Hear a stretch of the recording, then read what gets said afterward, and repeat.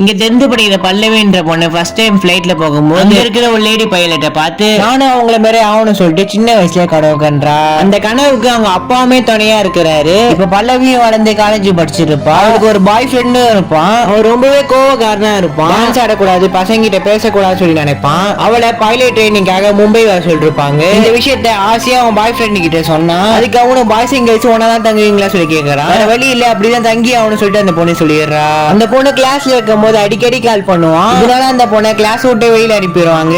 அதுக்கப்புறம் அவனுக்கு கால் பண்ணி பயங்கரமா திட்டி விட்டுருவா. அவனும் கை எடுத்துக்கிட்டு போட்டோ எடுத்து அனுப்பிச்சு விடுவான். இதனால பதறி போய் அவனை நேர்லயே பார்க்க போயிருவா. இப்ப பைலட் ட்ரைனிங்கும் நல்லபடியா முடிஞ்சிருது.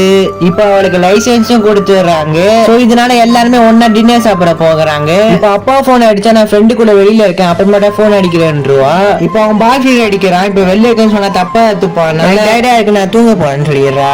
இவ சாப்பிட்ட ரூம் கிட்ட போனா அந்த பையன் அங்க நின்று இருக்கான். அந்த பொண்ணுமே உங்ககிட்ட சொல்ல முடியல சொல்லி பாக்குறா. அந்த பொண்ணு அசிங்கமா திட்டிடுறான்.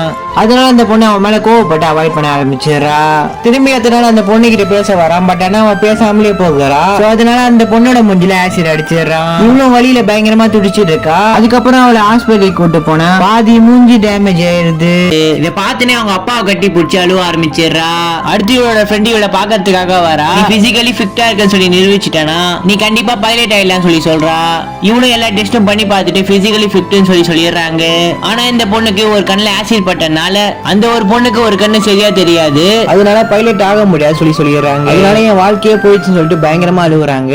இப்ப இவங்களோட கேஸும் கோர்ட்டுக்கு வருது. இவர்தான் ஆசிட் அடிச்சான்னு சொல்லி சொன்னா அவங்க வேணுமே என் மேல பழி போறாங்கன்னு சொல்லிடுறாரு. இவங்க கிட்ட எந்த ஒரு ஆதாரமும் இல்லாம இவரை குற்றவாளின்னு சொல்ல முடியாம இவரை வெளியில விட்டுறாங்க. இவங்களும் ஹைகோர்ட் போலாம் சொல்லி முடிவு எடுக்கிறாங்க.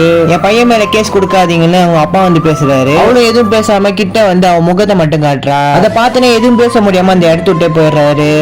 அந்த பொண்ணு பிளைட்ல போகும்போது விஷால் என்றவனை பாக்குறா. ஆல்ரெடி இவங்க பைலட் ட்ரைனிங்ல இருக்கும்போது பாத்துருப்பாங்க. அந்த பொண்ணோட பாதி முகத்தை பார்த்துட்டு நிறைய பேசிட்டு வராரு. பைலட் ட்ரைனிங்ல சொல்லி கேட்கும் போது அந்த பொண்ணோட முழு முகத்தையும் காட்டுறா. பார்த்துட்டு அந்த பொண்ணுக்காக கொஞ்சம் மோட்டிவேஷனா பேசிட்டு ஒரு விசிட்டிங் கார்டை கொடுத்துட்டு உங்களுக்கு என்ன ஹெல்ப் பண்ணாலும் சொல்லுங்க நான் அதை செய்யறேன்னு சொல்லி சொல்றான். அவனும் கோவமா எனக்கு ஒரு ஆரோஸ்டர் ஆகணும் உங்களால முடியுமா சொல்லி கேட்கறா. அடுத்து ஒரு பிரஸ் மீட் வச்சு எங்களோட கம்பெனில ஃபர்ஸ்ட் டைம் ஆசிர் விட்டமுக்கு ஆரோஸ்டர் வேலை கொடுக்குறேன்னு சொல்லிட்டு அனௌன்ஸ் பண்ணிடுறாங்க.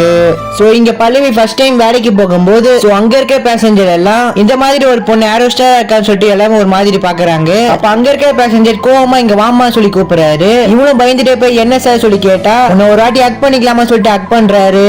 உன்னோட தன்னம்பிக்கை நான் பாராட்டுறேன், எனக்கு ஒரு காஃபி எடுத்துருவான்றாரு. ஹீரோவும் அதை பார்த்து ரொம்பவே சந்தோஷப்படுறான். இப்ப ஹீரோவும் பல்லவியும் நல்ல ஃப்ரெண்ட்ஸா இருக்காங்க.